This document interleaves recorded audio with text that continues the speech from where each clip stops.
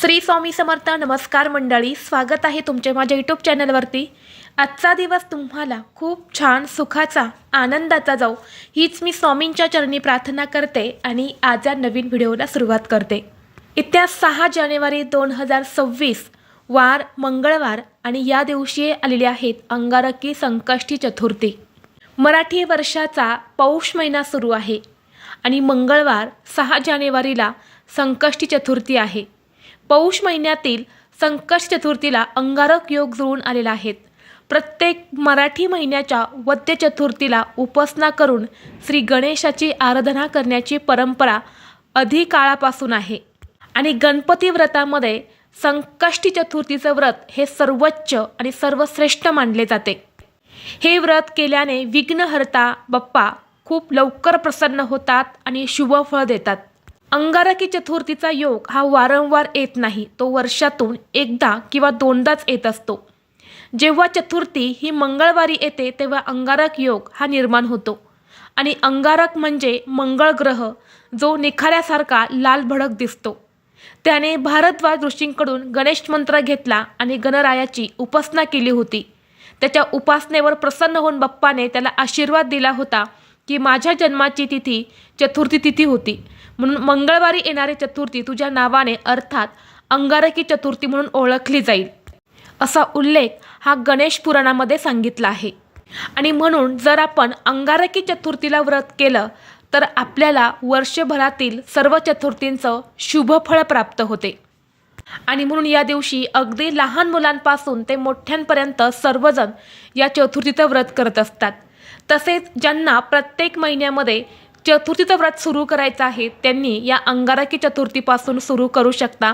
कारण चतुर्थी ही अशी कोणत्याही महिन्यामध्ये आपण पकडू शकत नाही किंवा व्रत करू शकत नाही. जेव्हा अंगारक योग येतो तेव्हाच आपल्याला चतुर्थी व्रताला सुरुवात करायची असते. म्हणून ज्यांना चतुर्थी व्रत सुरू करायचं आहे त्यांनी 6 जानेवारीपासून तुम्ही हे व्रत सुरू करू शकता. या अंगारकी चतुर्थीचा प्रारंभ 6 जानेवारी 2026ला सकाळी 8:01 होणार आहेत आणि समाप्ती 7 जानेवारीला सकाळी 6:54 होणार आहेत. म्हणून उदय तिथीनुसार ही अंगारकी चतुर्थी 6 जानेवारी मंगळवारी साजरी केली जाणार आहे. या दिवशी आपण व्रत करणार आहे आणि हे व्रत आपल्याला चंद्रोदय झाल्यानंतर सोडायचं आहे. तर या दिवशी चंद्रोदय जो आहे तर तो 6 जानेवारीला रात्री 9:16 होणार आहेत आणि या वेळेमध्ये आपल्याला चंद्राची पूजा करून गणपती बाप्पांची आरती करायची आहेत आणि यानंतरच हे व्रत सोडायचं आहे. तरच या व्रताचं फळ तुम्हाला प्राप्त होईल आणि श्री गणेशाचा आशीर्वाद हा देखील तुम्हाला मिळेल. गणपती बाप्पा हे विद्येचे ज्ञानाचे देवता मानले जातात. सर्व देवतांमध्ये श्री गणेश हे अतिशय हुशार देवता म्हणून ओळखले जातात, जे संकट विघ्नहर्ता देखील आहेत. आणि म्हणून या दिवशी खास करून मुलांसाठी काही प्रभावी उपाय आणि सेवा केल्या जातात.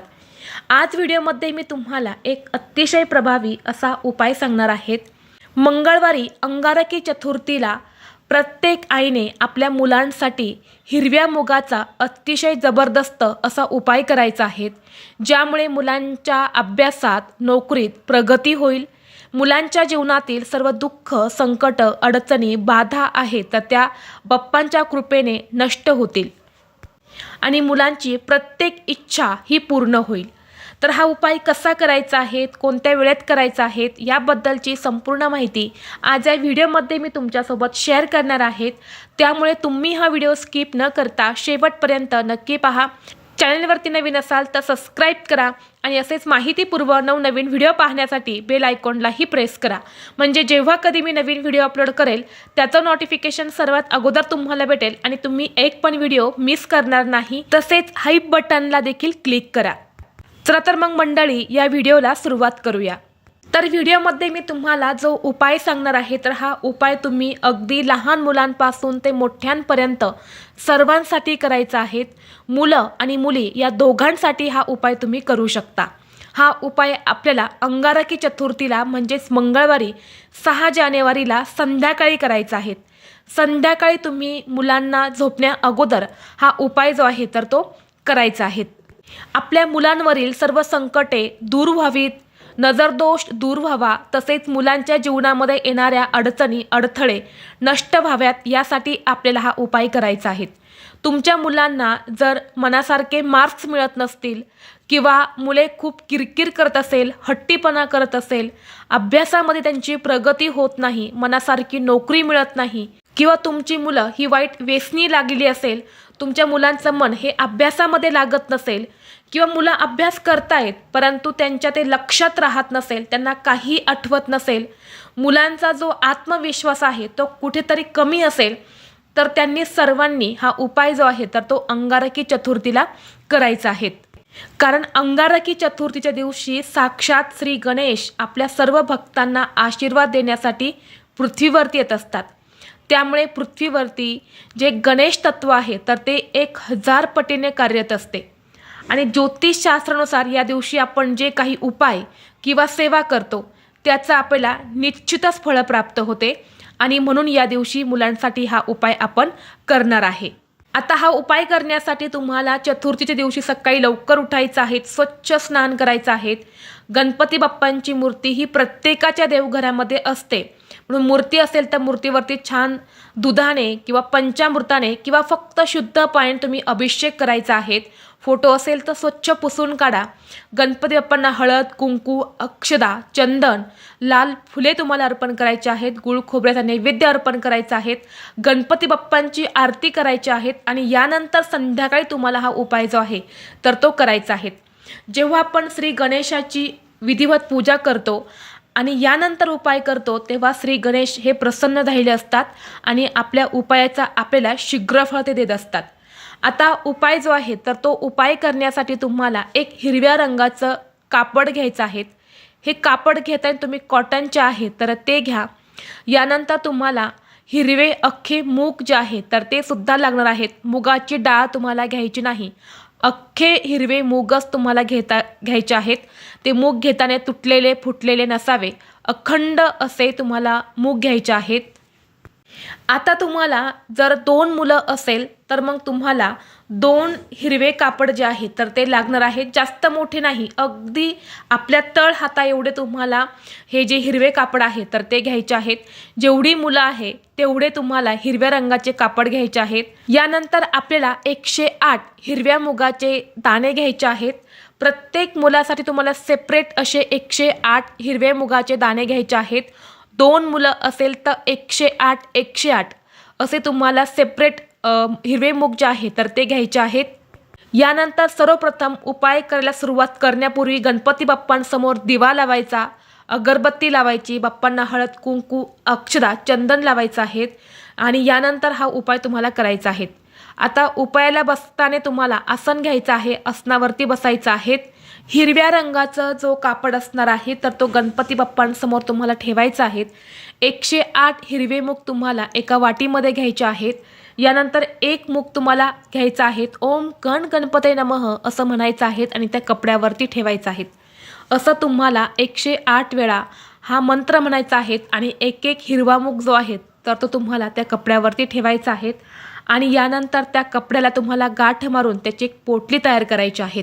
आणि यानंतर गणपती बाप्पांसमोर आपल्याला ही पोटली ठेवायची आहे. मुलांचं नाव घेऊन त्यांच्या मागची इडापिडा निघून जावी, त्यांची प्रगती व्हावी, त्यांच्यावरील सर्व संकटे अडचणी दूर व्हाव्यात अशी तुम्हाला बाप्पाला प्रार्थना करायची आहे. 5 मिनिटं ही पोटली तुम्हाला बाप्पांसमोर ठेवायची आहे. आणि यानंतर ही पोटली गणपती बाप्पांसमोर उचलून तुम्हाला तुमच्या मुलांच्या उशीखाली ठेवायची आहेत. आता जर मुलं शिक्षणासाठी काही नोकरीनिमित्त बाहेरगावी राहत असेल तर त्यांच्यासाठी हा उपाय तुम्हाला करायचा असेल तर मुलांची घरामध्ये जी काही वस्तू असेल, पुस्तक असेल, कपडे असेल तर तिथे तुम्हाला ही जी पोटली आहे तर ती ठेवायची आहेत. फक्त चामड्याची वस्तू नसावी, चामड्याच्या वस्तूपाशी तुम्हाला चुकूनही पोटली ठेवायची नाही. कपडे असेल किंवा फोटो असेल तर तिथे तुम्ही ही पोटली ठेवली तरीसुद्धा चालेल. आणि तुमची मुलं तुमच्या जवळच असेल तर मुलांच्या उशीखाली तुम्हाला ही जी पोटली आहे तर ही ठेवायची आहेत. यानंतर रात्रभर ती पोटली तशीच ठेवायची आहे. दुसऱ्या दिवशी आपल्याला काय करायचं आहे बघा. हा उपाय इथंच संपत नाही तर दुसऱ्या दिवशी तुम्हाला 7 जानेवारीला सकाळी उठायचं आहे. उठल्यानंतर आपल्याला स्नान करून घ्यायचं आहे आणि यानंतर ही पोटली तुम्हाला मुलांच्या उशीखालून काढायची आहेत आणि गणपती बाप्पांच्या मंदिरामध्ये घेऊन जायचे आहेत. जाताना तुम्हाला दुर्वा, जास्वंदाची फुलं, यानंतर बाप्पांसाठी नैवेद्य तुम्हाला घेऊन जायचं आहे. गुळ खोबरं तुम्ही नेलं तरीही चालेल. आणि तिथं गेल्यानंतर तुम्हाला सर्वप्रथम गणपती बाप्पांना हळद, कुंकू, अक्षदा, फुले, दुर्वा अर्पण करायचे आहेत. गुळ खोबऱ्याचा नैवेद्य अर्पण करायचा आहे.